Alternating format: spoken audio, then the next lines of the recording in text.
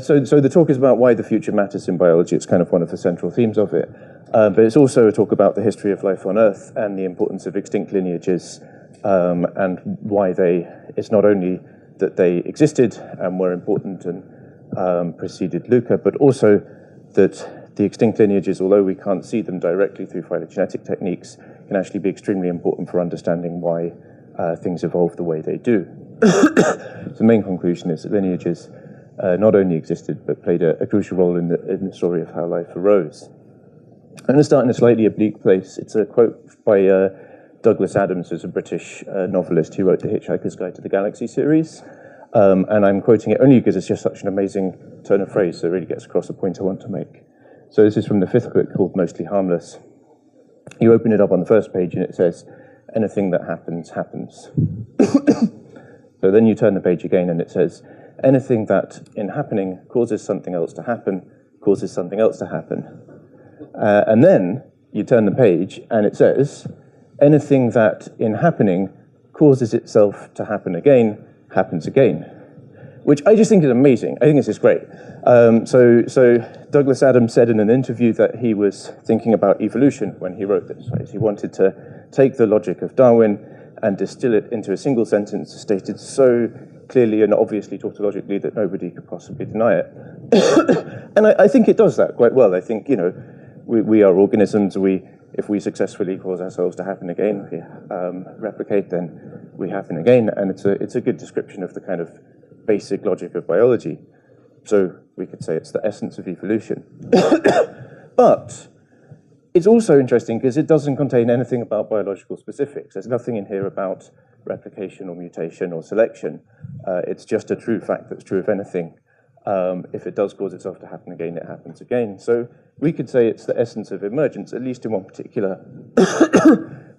way one might choose to use that word. So what I want to do here is to play with this quote just a little bit, change it around slightly to say something slightly different, which is going to be the main point of this talk. So I want to say that anything that in happening causes itself to become more likely to cause itself to happen again, becomes more likely to cause itself to happen again, and therefore ultimately causes itself to happen again, or ultimately becomes more likely to happen. Sorry. So this is kind of different, right? Here we're thinking about things that happen, and then they cause another thing to happen that's the same. Here we're talking about something that happens, and doesn't necessarily cause itself to happen again, but it does cause itself to change, so that if it happens again the third time, it will become more likely to happen again. Now, this can quickly, so this is, will hopefully become clearer what I mean by this. This is the essence of meta-selection. So essence, in the same way that the other one's the essence of evolution, this is the essence of meta-selection, which is how you can evolve your own evolutionary mechanisms. And of course, we can have meta-selection, and it quickly gets quite silly. But this is still this is still important. You can have infinite sequences of things causing them to improve over time. So that was the kind of introduction to try and get the idea across. Now I'm going to talk a little bit about biological evolution, and I'm doing that because I want to describe the thing that I'm ultimately trying to explain. So we all know that you have DNA, and that it then gets replicated. Sometimes it has a mutation. Sometimes that mutation might be beneficial, meaning that the organism with the mutation has more offspring, and eventually, after iterating over many generations, the mutation gets fixed in the population. Of course, that's a very simple version of the picture, and there's all sorts of other things you could talk about to do with horizontal gene transfer and so on. But the place I want to go next is to say, well, actually that isn't, so we think of that as being the kind of basis of evolution. That's the thing that you start with, and then after that you get everything else. But actually, that doesn't just happen. There's an extremely complicated machine that's responsible for replicating the DNA. There's another one that's translated into RNA. One of the most complicated machines of all then comes along, reads the RNA and makes the proteins that compose the other machines. And you also have the rest of the cell playing like an unremovable, unabstractable role in the process, right? You can abstract evolution away into its own little compartment to some extent, but not completely. So the question is, why is all this stuff here? Because you need the DNA to build those molecular machines, but you also need the machines to build the DNA. And perhaps an even more different, more serious cycle, loop that you have to break into, is that you need the process of evolution to evolve those machines, but it's those machines that are implementing natural selection in the first place. The biological evolution as we know it today doesn't happen without them. So an obvious solution, which I think is the one most people come up with, and I think is broadly correct, is that you start in the beginning with something that's much simpler, but is still capable of evolution, and then there's a period of evolution, and in the end you evolve all the complicated machinery. And the typical, a lot of conversations in the origin of life about what goes in that big yellow ellipse. What is the simpler thing that could have existed before life as we know it, that although it was simpler to discover in the first place, had the ability to evolve to become as sophisticated as life as we know it. But I think there's another interesting question here. So the problem with that, well, not a problem. The great thing about that is we have a surfeit of hypotheses. There are many possibilities. But there's another important question, which is, what is the nature of that evolutionary process that could take you from something much simpler than a living cell and end you up as a living cell? And the reason that's a difficult question is because the main difference between these two, according to this story, is that life as we know it is much, much better at evolution than life as we no longer know it. So the question is, how do you select for evolvability? Because, at this kind of scale, is there a way that you can, the fact that you're better at evolution can make you be selected by natural selection, or does it all have to be a kind of coincidence where the thing that made you better in the immediate term also always happened to be the thing that made you better at evolution? So wouldn't it require evolution to see into the future? And I think that's a question that often gets asked.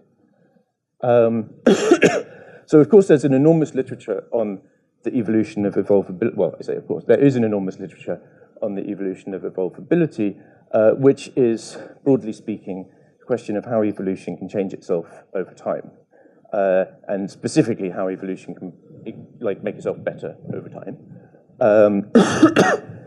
And there's a huge number of different mechanisms that have been proposed for this. And there's one in particular that I want to focus on, which actually has several names because it's been reinvented several times, but I call it lineage selection. And the reason I focus on that is because I think it's the most important in this particular case. And the reason for that has to do with scaling laws, and I'll get to it. So first I'm going to describe what lineage selection is. How does it work? And it's really just the exact thing that I started with, something that in happening doesn't necessarily cause itself to happen again, but does make itself become better at causing itself to happen again. So here we have a diagram showing a replicating population from population of individuals at the bottom. Time goes upwards, so they're replicating. Some of them die, and you have a second generation after that. And one of them gets a mutation. There it goes. Which we'll represent by a red line. And the idea is that that this mutation isn't immediately beneficial at all. So just life goes on. It happens to not become stochastically extinct. But it turns out that if you have this mutation, it then becomes possible to have a second mutation that is beneficial, right? So now that should be blue. Now there's one individual, the one with the green thing, that is fitter than all the rest, and it could have only got that by having the red thing first. So then time goes on, and eventually the one with the beneficial mutation takes over the population. But the point is, if we look back from now, and I've highlighted just the ones that are ancestors of the final population, it sort of looks as if the red one magically knew what was going to happen in order to be selected, right? So the red one has been selected because if you don't have the red outline, you don't have the beneficial mutation, you can't have the beneficial mutation, makes you take over the population. Well, it's kind of annoying you can't see that. It should be like a ghosted out version of the previous plot. So the red mutation is selected because of its effect on the evolution of the lineage. But this is only true in retrospect, looking at the present and looking back. So you're selecting on evolvability in the past and not evolvability in the future. The reason I stress that point is exactly because of this idea that it would really have to see into the future. And I pick on this paper particularly only because it states it so clearly. It says it's criticizing this idea or something related to this idea. It says that the problem is that how could natural selection somehow favor properties that might be useful in the future, but that have no present adaptive function, calls that a teleological fallacy. And it would be if you were claiming you would select on future evolvability and not on past evolvability. And so then there's another point here, which I didn't have a slide for. There's another point here that, is it reasonable to assume that being beneficial for evolution in the past would also be beneficial for evolution in the future? Because if that's not reasonable to assume, then it wouldn't really mean anything. But I think it is reasonable to assume that, because especially if you're talking about something that exists at the mechanical level of replicating DNA and converting it into proteins, that's really the same for all organisms, and whether it's evolvable in the future seems like it should be pretty strongly correlated with whether it has been evolvable in the past. So the point here is that the extinct lineages, which Sean showed in his talk a picture of the tree of life with kind of hypothetical extinct domains of life drawn on it, those are among these extinct lineages, that those play a crucial part of the story. This doesn't happen. So this, here it sort of seemed like the red one is able to look 2 generations in advance, but for that to happen, you have to have a lineage with the evolvability mutation that coexists with the lineage without the evolvability mutation, and they have to coexist for a sufficiently long time that mutation actually makes a difference, right? So that's the kind of crucial thing here, that it really depends on timescales and population size. So these are the theoretical and modeling results. I wanted to give a mostly conceptual talk, so I don't have the maths or a description of the model because I've given that talk several times before.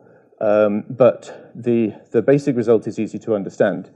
The lineage selection can, depending on circumstances and all sorts of details, lineage selection can become the dominant evolutionary force, outweighing short-term fitness effects. So it's possible to have a mutation that actually makes you worse, but also makes you better at evolving. And if the timescales are long enough, then you'll have some probability of not immediately going extinct. You just stochastically hold on for long enough. Then eventually you do become more fit, and then you can take over. And that this this can depend very, very strongly on the population size. So again, this is a plot of a result, but I haven't shown you what the model is. But the point is that this result is that it demonstrates an exponential dependence. It's a very strong dependence. As you make the population size bigger, it makes the timescales bigger in this model, enables lineages to coexist for a longer and longer time, and then like you select more and more and more strongly for traits that affect evolvability rather than traits that affect short-term fitness. It's very dependent on situation, but the point is it can happen. Okay, so the point of that is that you can select for evolvability, but it requires lineages to coexist over long periods of time. That's really the conclusion from that section. Now we talk a little bit about the history of life. And you know, the kind of, so the trees that Simonetta showed in her talk were inference trees, right? They didn't have time drawn up on this axis. And the kind of naive thing to do is to just draw time up there, right? And say, this is what the history of Earth looked like. There was initially there was no life, and then there was something, and that thing became the last universal common ancestor. And then over time, it branched out and split into the eukaryotes and the archaea and the bacteria. But the extinct lineages are missing from this diagram. And it's kind of a, so the question here is, what role do they play? Because if they weren't really important, then this lineage selection effect also can't be important, right? If lineages didn't really tend to compete over very long periods of time, then lineage selection will not be an important force, and selection for evolvability, if it occurs, would have to happen through some other mechanism. But there's another possibility, other than seeing this as a kind of branching out, as starting from one place and branching out into many species. Another way to see it, another possibility, logically, is that you actually always had a large number of species, and what we see today is just what's left. So this is the same kind of diagram that I drew schematically before, just have a bunch of species, they're reproducing and becoming extinct at random. And then in the end, I find which ones got to the end, and I draw the tree of ancestry leading up to them. And you can see that these things are kind of broadly clustered into domains. They're connected by their ancestry. There's a last universal common ancestor. But, so there it is, the last universal common ancestor. And the origin of life, of course, is somewhere below. But the point here is that Luca had contemporaries. It existed, it coexisted with a whole bunch of other lineages. It was part of a complex ecosystem, and that's all gone now. They became extinct. Although, of course, horizontal gene transfer means that there may still be genes from them hanging around. It also means that, if this picture was right, it would also mean that life that split off the tree before Luca you would expect that to coexist for very long periods of time with life that descended from Luca. So perhaps it's even possible that when you find very early stromatolite fossils, maybe they weren't made by Luca-derived life, right? Maybe they were made by one of these guys over here that had an ancestor before that.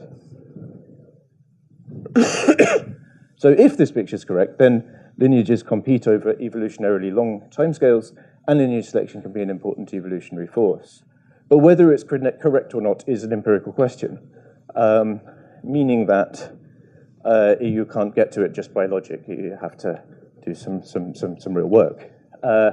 So these are two replicates from two different versions of the same model. In one of them, everything's exponentially increasing all the time, and in the other one, things are exponentially increasing but much more slowly, and extinction rates are much higher. And you get this big difference, right? In this one, Luca is right next to the origin of life. It's just like short hop from initial ancestor to last universal common ancestor. Of course, extinct lineages exist, but they're not really the kind of majority. They're not really that important to the dynamics, probably. Whereas in the other one, you've got the origin of life, and these are kind of extremes, right? In the other one, you've got the origin of life.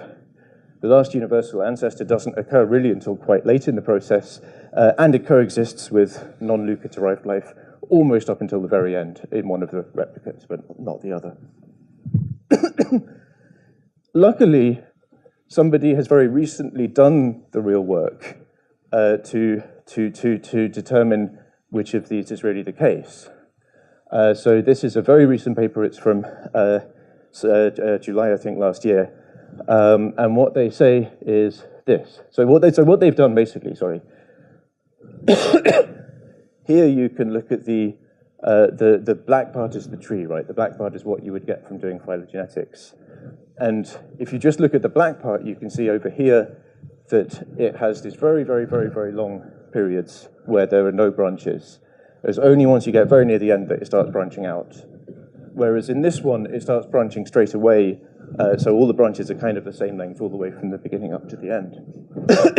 So the point is that even though you can't see directly the evidence from the extinct lineages, they don't leave genes to be found, you can infer that they were there, or at least you can make plausible inferences about whether they were there or not. And these guys, by doing this, estimate the actual number for bacterial extinction rates.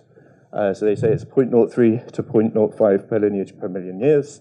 And they say, as a result of this, most bacterial lineages ever to have inhabited this planet are estimated to be extinct. which is fascinating because sometimes when you speak to evolutionary biologists, they'll sort of say, well, microbes don't really go extinct. So this is actually a pretty big deal to know that they definitely do, or at least to have somebody claim very rigorously that they do. And so I thought it would be interesting to make a version of that illustrative model that I showed you before, but parameterized with the correct extinction rate that those guys show. And it's kind of unfortunate that you can't really see the gray lines, but you can kind of see where they are. So the point is, so this is just the tree. It's not the real tree, right? It's a simulated tree with approximately the right parameters for bacterial diversification over 1 billion years. The width of the column is approximately the logarithm of the number, or the logarithmic scale is approximately the number of species.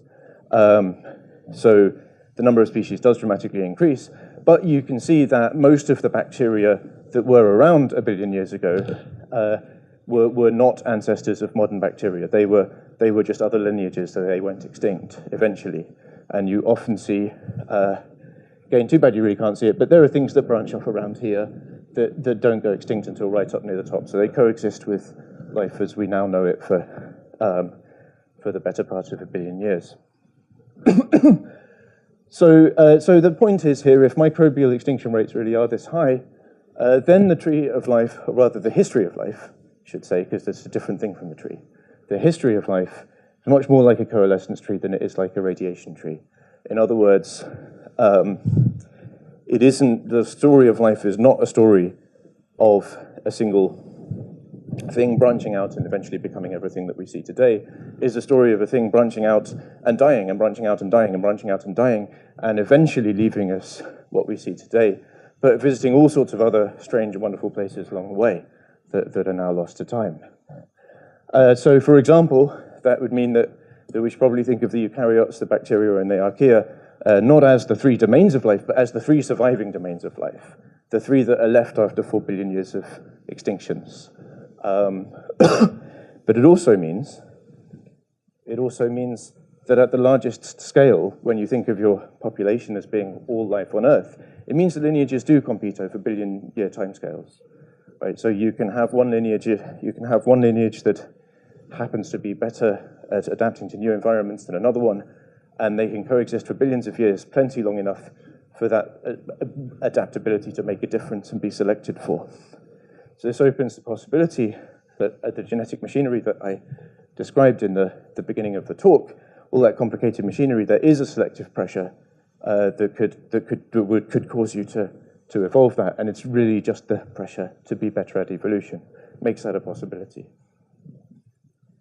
So I wanted to leave you with one last thought about this kind of on this point of why the future matters and whether the future matters. So this is a biological organism. It's a rather strange one because it has this enormous mass of neural tissue. It's too heavy for it to lift, but it's not really able to do anything with it. So it's a little bit odd. But of course, as it grows and develops over time, it does learn to use that for something, and eventually it comes in quite useful. And so, well, the question is, how did it know, right? Why did it have this feature that was totally useless when it was at this age? But like, I mean, the answer's clear. It's because its parents went through the same process over and over and over. Right, so the causal explanation for this is in the past, but at the same time, it's kind of oriented towards the future. It kind of cares about the future in some way. So I wanted to leave you with a question on the theme of comparative emergence. So I've shown some examples from evolutionary biology of emergent systems that have these related features that they don't just cause themselves to happen again, they make themselves change so that they become better at causing themselves again. But put more simply, they care about the future. And the question is, are these features really completely unique to biology, or do there exist examples in other fields? And that was what I wanted to say. Thank you.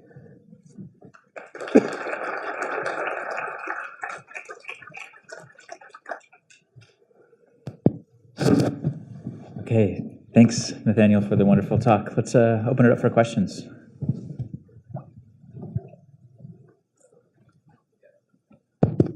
Thank you for your talk. And mass extinction rate is not constant over time, and at least in the Phanerozoic, mass extinctions seems to be controlled the diversity of life, which occurred once in 1,000 million years. So if you include such a mass extinction event, how does your result could change? I mean, the timing of Looker corresponds to the last mass extinction event, and which may be caused by the giant or ocean vaporizing impact on early Earth. So.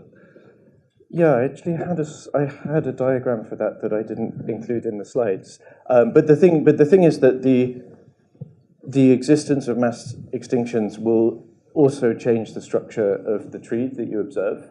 So that type of effect, in principle, could actually be inferred. That you could say, okay, this was really a bottleneck. Like this particular coalescence event was really a bottleneck. There really was a lower population at this time. Whereas this other one was really just a coalescence point. There was no real bottleneck. It's possible to say that, at least in principle, because if there's a mass extinction and you've just got one species left or a few species left, then it's going to start radiating out into new environments, and as it does that, it will branch really quickly, right? So you'll have the Luca, and then you'll have a whole bunch of branches, and then you'll start to have the long legs. Whereas if it was just a coalescence event, you'll just have the long legs. Now, they do mention this in that paper that I mentioned at the end. They say that they didn't infer any great mass extinction rates for the bacteria. In other words, they're saying that even when all the eukaryotes had mass extinctions, the bacteria didn't. But yeah, it's all future work to unpick all of that. But thanks for the question. Let's take one from the board from Anonymous, San. Are there any ways that greater evolvability can have a negative effect on a lineage? Pretty interesting question. Stuart, you're revealing yourself? I mean, so for sure you can have trade-offs of evolvability against something else, right? Particularly evolvability against the short-term fitness. It's kind of like asking, is there any instance in which fitness can be a bad thing? And I think the answer is no, just because, well, you can have trade-offs that make you more or less fit on longer and shorter timescales, but in the end, it can't really be a bad thing. But I reserve the right to change my mind. I don't really know the answer to your question. It's a good one. Yeah, that's a good one. Yeah. So imagine that. Yeah, imagine you've got hydrothermal vents everywhere, right? And you've got species that are floating around, and one finds itself in a hydrothermal vent. And if it's really, really evolvable, it might completely adapt itself to the hydrothermal vent, lose all the useless stuff it needs to survive elsewhere. But then when the hydrothermal vent dies, that wasn't so good, right? So that would be an example where evolvability in that sense would be a bad idea. And in the longer run, you would select against that because the species that do that would not be around anymore. Yeah, I wonder if, have you looked at trying to plot this kind of thing as the rate of production of extinct, or lineages that will become extinct as a function of time, and on one axis, and then on another axis, you can look at the time in which it takes for them to become extinct, and then that would be maybe a very interesting way to see. So I've got the time. Sorry, I've got the time on this axis. And what's on the other one? Oh, I like putting time on the horontal axis. Okay, time on this axis. Yeah. What's on the vertical? The vertical axis is the time the time at which the lineage is generated that will become extinct, and then the other axis is the time that it stays until it becomes extinct. Yeah, I mean that's probably worth plotting. It would probably be quite interesting to look at that. But, yeah. Harrison, you have it? Thanks. Nice talk. I have a question just about, I like the quote at the beginning, but it seems the problem is you need happening to happen a lot, or at least you need to be in this regime where happening happens a lot and it causes, things which can evolve to happen. And we don't live in an infinite universe, and the original life happened on Earth and it seemed to happen pretty fast. So how do you look for these kind of regimes where happening is likely to happen? Again, it's a really excellent question if I understand it right, because you're kind of saying, well, okay, if I really wanted to show you the emergence of evolvability starting from nothing, I'd have to have some kind of substrate in which it's really, at least in principle possible and not like massively improbable that you could actually get things that start to cause themselves to happen, and that they would all be distinct from each other and in principle capable of other things. That's really hard. I mean, I don't have a good answer to that, but I'd love to have one. Let's take one from the board from David. Lineage selection only works for nearly neutral traits. This implies that genetic encoding mechanisms were minor tweaks to the existing phenotypes. Plausible? I don't think. Well, okay. If that argument's true, then mine's a bit useless. So I have to find a way to argue against it. But I mean, there's a couple of things here. I mean, one is that you like if you accumulate loads and loads and loads and loads of nearly neutral adaptations over billions of years, you can end up with something that's not nearly neutral anymore. And we know that works because you can evolve complex machines. And I guess you can make similar arguments about that. So that's one thing. Another thing is that this really does depend on this timescale thing that I didn't dive into in a lot of depth. Where is David, by the way? There he is. So there's the thing I didn't dive into in a lot of depth. But if you have a very highly structured population, for example, so you're really only competing locally against your neighbors, then kind of locally it's much easier to stochastically persist, and that it kind of pushes the timescales out. So you don't need to be as nearly neutral as you would if everything was well mixed. So there's kind of other ways around that, but I guess it's a fair point. You would have to put numbers on these things somehow, which also seems pretty hard. Go ahead, back. It's not working, I think. I wanted to suggest an explanation for the evolution of evolvability. It's not teleological in the sense that there is no positive selection for evolvability, but rather there is negative selection for non-evolvability. Evolvability can be seen as a trait of robustness. You have a number of mutations that at the moment don't give you any advantage, but then some perturbation happens, some catastrophe, whatever. Everybody around you that doesn't have that mutation cannot find a new mutation to adapt, but because you already have the pre-adaptation or the neutral evolution, you just need a few mutations and you can adapt. So it's simply not so much that evolvability is selected at the moment, but the non-evolvability is eliminated. Yeah, I mean, I think that's reasonable too, and not incompatible. I think. I mean, negatively selecting against something and positively selecting for it are not so different. They are different. I appreciate the difference, but yeah, I think that's reasonable. So I think my question is probably pretty similar to Harrison's, but I really like this quote that you started with about things that cause themselves to happen again, right? And it is nice to phrase these things without referencing genes or replication or anything like that, but I'm just wondering if we can actually think of anything outside of genes and living organisms that actually is the case that cause themselves, and how many physical systems there are, if there's commonalities between those types of physical systems. Yeah, I mean, I do have a slide with an example of that. There we go. But of course, it's not displayed on the screen. So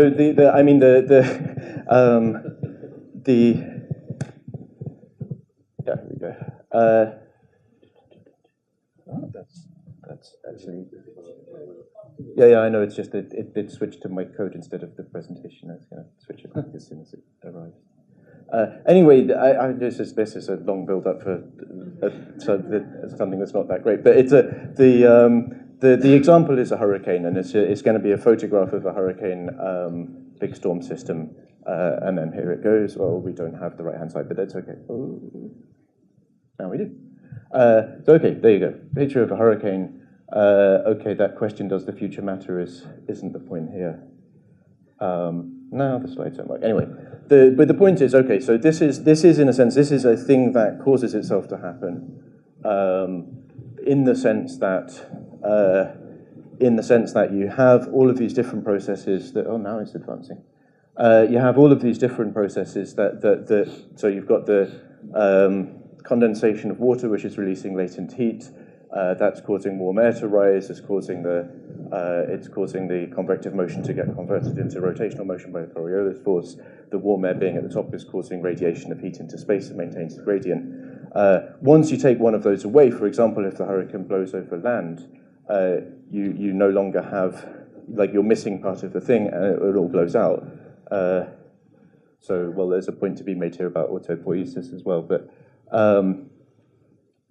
the point is it causes itself to happen again, but it doesn't. There's not an obvious sense in which it causes itself to become more likely to cause itself again. So if the question is, are there good examples of that in the non-biological world? That I'd really like to have one. That would be awesome. Okay, our time's up, so let's thank the audience for their participation and our wonderful speakers for their wonderful talks.